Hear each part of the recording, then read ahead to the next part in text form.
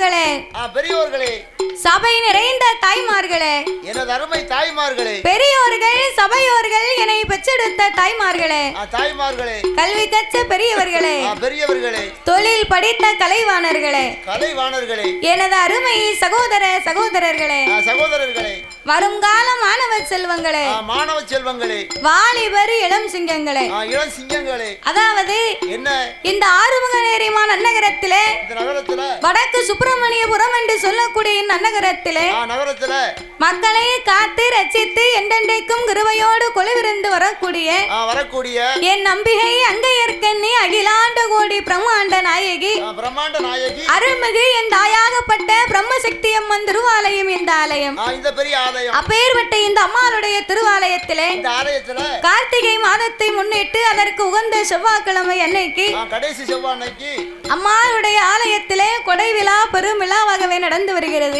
சிறப்பாக நடந்து வருகின்றது. அப்பேற்பட்ட இந்த கார்த்திகை திருவிழாவை முன்னிட்டு இன்றைக்கு ஒரே ஒரு நேர நிகழ்ச்சிக்காக மட்டும் நாமளுக்கு அன்போடு அட்வான்ஸ் கொடுத்து வரவழைத்து உள்ளார்கள். நாமளே வரவழைத்துள்ளார்கள். அட்வான்ஸ் கொடுத்து வரவழைத்த அனைத்து அன்பு உள்ளங்களுக்கும் நாங்கள் நன்றியை தெரிவித்துக் கொண்டு அதாவது எந்த ஒரு ஆலயத்திலேயுமே நம்ம முதலாகவே வில்லிசை ஒன்று ஆரம்பிக்கிறோம் அப்படின்னா அந்த ஆலயத்தில் எத்தனை பெரிய சாமியா இருந்தாலும் எத்தனை பெரிய கோவிலாக இருந்தாலும் அந்த ஆலயத்திலே முதலாகவே சாஸ்தாங்கதையைத்தான் ஆரம்பிக்க வேண்டும். ஏன் சாஸ்தாங்கதை ஆரம்பிக்கணும்?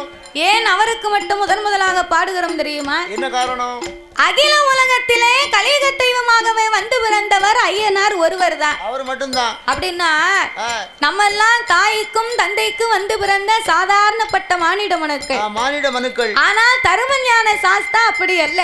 எப்படி? ஹரிக்கும் சிவனுக்கும் ஆணுக்கும் அப்பாவுக்கும் பிறந்த பிள்ளை. ஆணுக்கு பிறந்த பிள்ளை. அப்பேற்பட்ட சாஸ்தா வந்து பிறந்தாத்தான் சகல தெய்வங்களுமே இந்த ஆலயத்திற்கு வருமா, கோயிலுக்கு உள்ள வருமா. ஐயன் பிறந்தாத்தான் அனைத்து தெய்வங்களுமே இந்த ஆலயத்திற்கு வந்தது மாதிரி. அப்படி சாஸ்தா மட்டும் பிறக்கலைன்னு வைங்க, சாமி பிறக்கலன்னா என்ன ஆகும்? திருச்செந்தூர் ரோட்ல பைபாஸ் ரோட்ல போய் நிக்கும். பைபாஸ்ல போய் நிக்குமா? அந்த வழியா ஓடிடும். சாமி அவுட்டர்ல வந்துட்டு அவுட்டர்ல வீட்டுக்கு போயிடும். அவன் சமயத்தில் திருச்செந்தூர் போனாலும் அவர் பிறந்தாத்தான் அவர் கோயிலுக்குள்ளே எடுத்து வைப்பாரு காலை. அவர் தான் வரணும். சரி, அதனால் சாஸ்தாவின் திரு கதைகளை நான்கே வார்த்தையில் சாஸ்திரத்துக்கு சுருக்க கூறி முடித்து விட்டு சக்தி உள்ள என் தாயாகப்பட்ட பிரம்மசக்தி அம்மன் திரு கதைகளையே நாங்கள் பாட இருக்கிறோம்.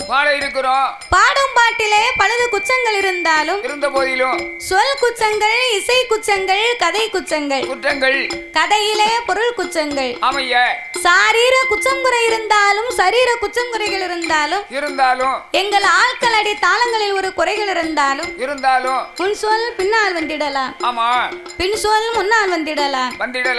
அறிந்து பாடினாலும் அறியாமல் பாடினாலும் தெரிந்து பாடினாலும் கதைகளை எங்களுக்கு தெரியாமல் பாடினாலும் எங்களுக்கு முன்பாகவே இந்த ஆலயத்திற்கும் இந்த ஊருக்கும் எத்தனையோ பெரிய பெரிய புலவர்கள், பேரறிஞர்கள், கவிஞர்கள் எல்லாம் வந்து பாடி இருக்கலாம். ஆன போதிலும் அடியால் நான் ஒரு சிறு குழந்தை. உங்கள் வீட்டு பிள்ளையாகிய நான் மாதவி. என்னால் தெரிந்தளவு என் சிற்றறிவுக்கு எட்டியவாறு உங்கள் முன்னால் நான் பாடுகின்றேன். ஒவ்வொரு புலவர்களுமே ஒவ்வொரு விதமாக பாடுவார்கள். ஒருவரை போலவே இன்னும் ஒருவர் பாட முடியாது. கச்சது கைமண் அளவு என்பார், கல்லாதது உலகளவு என்பார்கள். ஆகையினாலே உங்கள் வீட்டு பிள்ளையாகிய நான் மாதவி 6 பிள்ளை 100 குச்சங்கள் அடியாளை ஆதரிக்குமாறு கேட்டுக்கொள்கிறோம். உங்கள் வீட்டு பிள்ளை தவறு செய்தால் அதனை எப்படி வீட்டிற்கு அழைத்து சென்று அன்போடு ஆதரிப்பீர்களோ, எப்படி பச்சை மட்டையிட்டு பளிர்னு அடிப்பீர்களோ, அத மாதிரி உங்களுக்கு யாருக்காவது ஒரு வேளை கோபம் வந்துச்சுன்னா பெரும்பாலும் உங்களுக்கு வராது. ஏன்னா வரவேற்பே ரொம்ப பயங்கரமா இருந்துச்சு இல்லையா? அதனால அதாவது ஒரு கலைஞர்களுக்கு வந்து மக்கள் கொடுக்கக்கூடிய ஒரு அன்பு, பெரிய சொத்தை இந்த அன்பு மட்டும்தான். எதுக்கு அண்ணாச்சிங்க உள்ள அண்ணாச்சி மாதிரி எப்படி இருக்காங்களோ என்ன ஏதி இருக்காளோ தெரியல தெரியாத ஊருக்கு போறோமே அப்படின்னு பதறிக்கிட்டு வந்தோம். இங்க வந்து பயப்படவே தேவையில்லை. ஆனாங்க வந்து பார்த்தவொடனே ரொம்ப தெளிச்சலாகி போச்சு எங்களுக்கு. அப்படியா? ஆமா. அதான் ஒரு அன்பு. பிறகு ஒரு கலைஞர்களுக்கு வந்து காசோ பணமோ பெருசு கிடையாது. மக்களுடைய அன்பும் அந்த கைத்தட்டுதலும் அந்த பாராட்டும் தான் பெரிய விஷயம். அந்த மதிப்பு இன்னைக்கு இந்த இடத்துல ரொம்ப நல்லாவே கிடைச்சது. ரொம்ப பிரமாதம். அத மாதிரி எல்லா இடத்துலயுமே எல்லா கலைஞர்களுக்குமே இந்த அன்பு கிடைக்கணும். இப்படி போற ஊரெல்லாம் இப்படி கொட்டு மேளத்தோடு வேட்டு வெடியோடு நம்மள வரவேற்றா கொஞ்சம் அன்பா தான் இருக்கும்.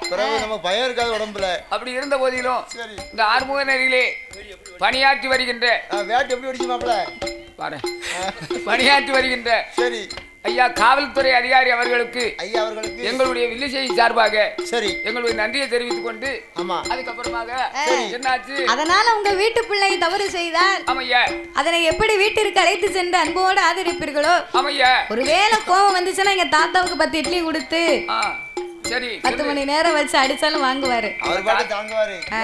சாப்பாடை கொடுத்து அடிக்கணும், சும்மா அடிக்க கூடாது. தாத்தாட்ட 4 எலும்பு தான் இருக்கு. 4 எலும்பு இருக்கு. உடையாண்டி வேணும்னு சொன்னா பின்னாடி போணும். பின்னாடி 4 வெளுக்கு வெளுங்க. உடையாண்டி வேணுமா உனக்கு? எனக்கு வேணும். உனக்கு பாட்டில் இருந்தா தானே நல்லா இருக்கும். அதானே கேட்டேன். அதாவது கனத்தால வேணும்னு சொன்னா பேக்ரவுண்ட்ல பாருங்க. ஆமா. ஒல்லியாளு அடிக்கணும்னு சொன்னா உங்களுக்கே தெரியும் என்ன அடிக்க கூடாதுன்னு. முன்னால பாருங்க. அடிக்கக்கூடிய ஆளு தாங்கக்கூடிய ஆளை பார்த்து அடிப்பாங்க. அதை தான் பார்த்து அடிப்பாங்க. என்ன அடிச்சா துவால தான் போடலாம். துவாலன்னா தெரியுமா? ஆமா. பெரிய கிளட்டாட்ட உரிச்சு 4 எலும்ப கொண்டு போய் பெரிய நோயாளிகளுக்கு சரி அத வந்து நல்ல சாறு வச்சு கொடுத்தா உடனே தெளிவாயிருவாராம். அதுக்கு தான் துவாலன்னு பேரு. சரி ஆன போதிலும் சரி 6 விலை 100 குச்சங்கள் ஆமையா அடியாலை ஆதரிக்குமாறு கேட்டுக்கொள்கிறோம். ஆமா பாதி மதி மான் மழுவோ ஆமையா கங்கையோடு பாம்பணிந்து ஆமோ பார்வதியை மனம் புரிந்த ஆமையா ஆதிசிவன் முகமது தலிதமாகி ஆமையா அச்சுதா என் பெருமான் இருகரத்தினால் எந்த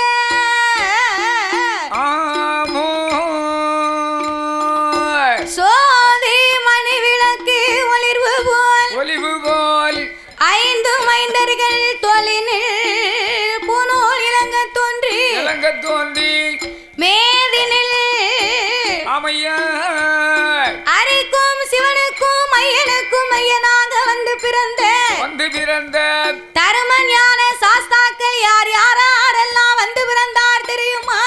யாரெல்லாம்? சாஸ்தா பிறந்தது பங்குனி மாதம் புதன்கிழமை உத்திர நட்சத்திர தண்டு பிறந்தார். அவர் பிறந்த கிரகம் என்ன தெரியுமா? என்ன கிரகம்? பங்குனி மாதம் புதனது உத்திரம். பங்குனி மாதம் புதனது உத்திரம். பௌரண பஞ்சமி கடக இலக்கணத்தில் இந்திரமாகவே அமிர்த யோகத்தில் ஆதிக்கும் சிவனுக்கும் பிள்ளையாய் பிறந்தார்.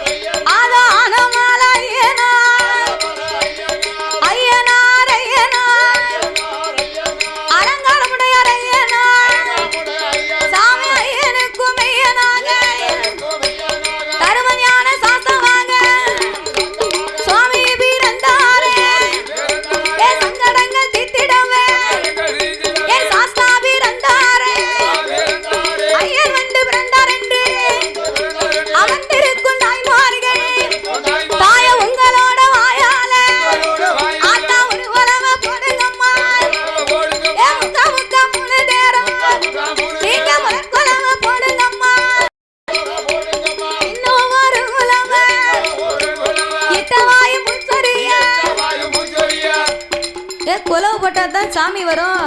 இந்த சுரண்டையில போட்ட குலவை மாதிரி போடுவாங்க பாத்தியோ? சுரண்டையில நல்லா குலவு போட்டாங்க. அவங்களுக்கு போட தெரிஞ்சது போட்டாங்க. இங்கேயும் தாய்மார்கள் இருக்காங்க. அண்ணா இருக்கா பாரு. ஆனா குலவு ஓட தெரியாது. குலவு ஓட தெரியாது. இந்த இருக்காளே இந்த பிரம்மசக்தி அம்மா. ஆமா தாயி. அம்மா வரணும்னு சொன்னா என்னதான் வில்லுப்பாட்டு இருந்தாலும் மேளம் இருந்தாலும் குலவ சத்தம் தான் ஆத்தாளுக்கு உள்ளது. ஆமா ஆமா சரி. அதனால குலவு போட்டாத்தானே சாமி வருந்தாத்தா. ஆமா குலவு போட்டாதான் வரும். இப்ப உங்களுக்கு குலவு போட தெரியலையா? குலவு போட தெரியலையா? ஆமா. இங்க இருக்க பொம்பளை அத்தனை பேருக்கும் குலவு போட தெரியும். தெரியவே தெரியாது. அவங்களுக்கு கூட்டத்துல கொஞ்சம் வெக்கமா இருக்கு. ஒரே ஒரு பாட்டி மட்டும் குலவு போட்டுச்சு. பல்லு கீழே விழுந்துட்டு. பல்லு கீழே விழுந்துட்டா? ஆமா கெட்டு பல்லு. நீ சும்மா இரு தாத்தா. அவங்க ஏற்கனவே வெக்கப்பட்டுக்கிட்டு இருக்காங்க. நீ பல்லு கீழே விழுந்துட்டுங்க. இப்ப குலவு போடுவாங்க பாரு. தாய போடுங்கம்மா ஒரு குலவ. நீங்க பொன்னான மணி குலவ. ஏ முக்கா முக்கா மூணு தேவ. முதற் குலவ போடுங்கம்மா. அவருக்கு பொன்னால பூநூலா. தாய பொன்பதித்த ராமடம்மா. ஏ வெள்ளியால பூநூலா. அவருக்கு வெண்கலத்தால் ஆழ்வடம்மா. ஏ தங்கத்தால பூநூலா. அவருக்கு தனி வயிற தாவடம்மா. ஏ ஆனப்பட குரப்பட.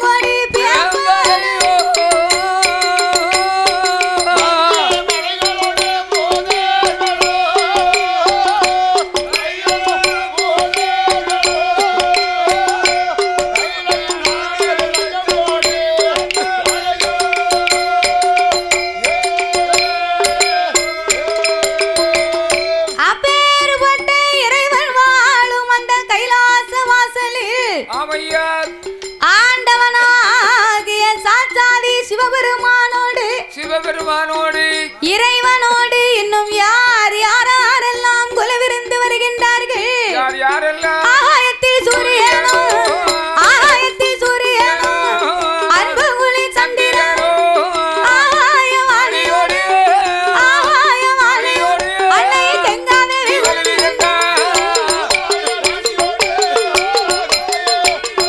அன்னை கங்காதேவி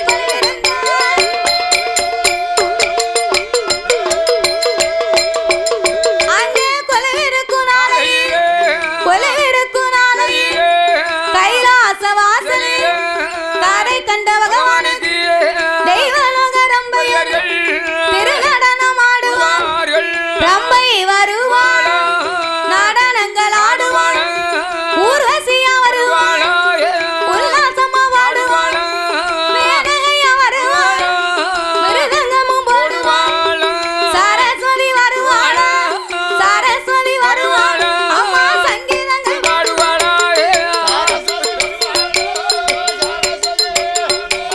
சங்கீதங்கள் பாடுவாள்.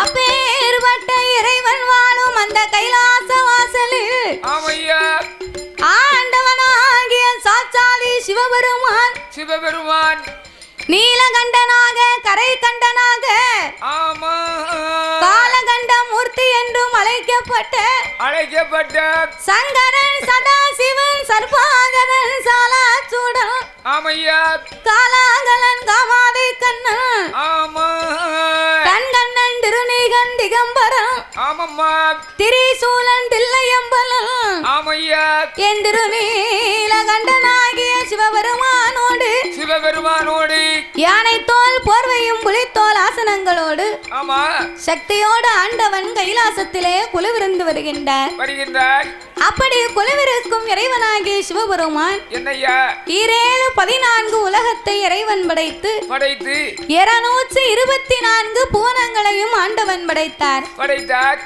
7 சப்தா சாரங்களாகப்பட்ட கடல்களை படைத்து படைத்து கல்லுக்குள் இருக்கும் தேரையவும் ஆமையா தாயார் கற்பையுக்குள் வாழும் சிசுவையும் சிசுவையும் முட்டைக்குள் உருவாகும் குஞ்சியவும் ஆண்டவன் படைத்து படைத்து ஓர் அறிவு முதல் 6 அறிவு படைத்த ஆமா நாமலை போன்ற மானிட மனுக்களை ஆண்டவன் படைத்தார். எதற்காக படைத்தார் நாமலை எல்லாம் ஏன் படைத்தார், எதற்கு படைத்தார் தெரியுமா? எதற்காக?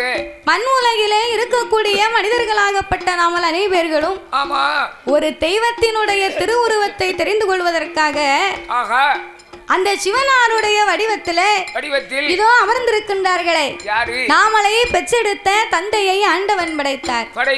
அம்மா சிவசக்தி இருக்காளே, இந்த பிரம்மசக்தி அம்மா தாயி, இந்த அம்மானுடைய வடிவத்திலே என்ன நாமலை 10 மாதம் கருவிலே சுமந்து பெற்று எடுத்த தாய்மார்களை ஆண்டவன் படைத்து சிவன் வடிவத்தில் ஆண்களையும் சக்தியின் வடிவத்தில் பெண்களையும் படைத்தார்.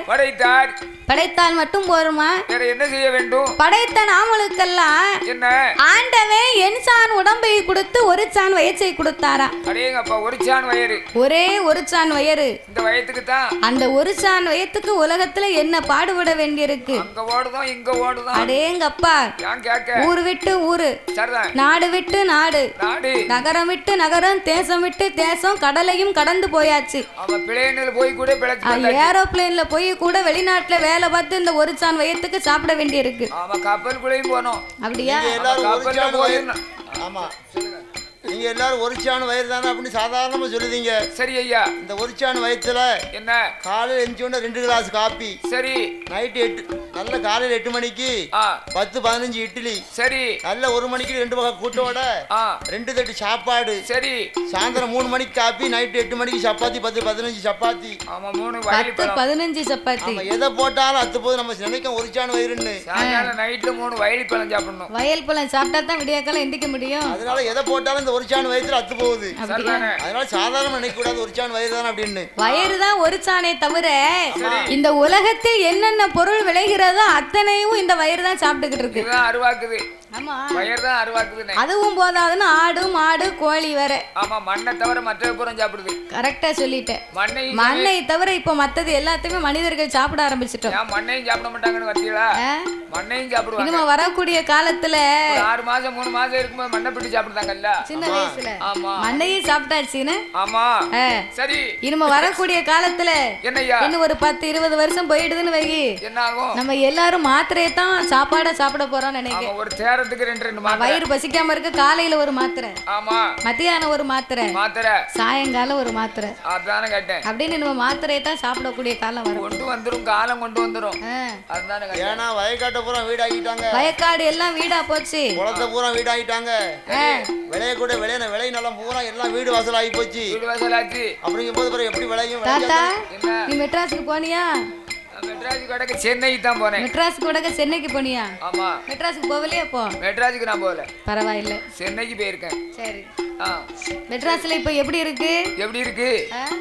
எப்படி இருக்கு? வீடு வாசல் எல்லாம் தண்ணி. ஆமா. எதனால?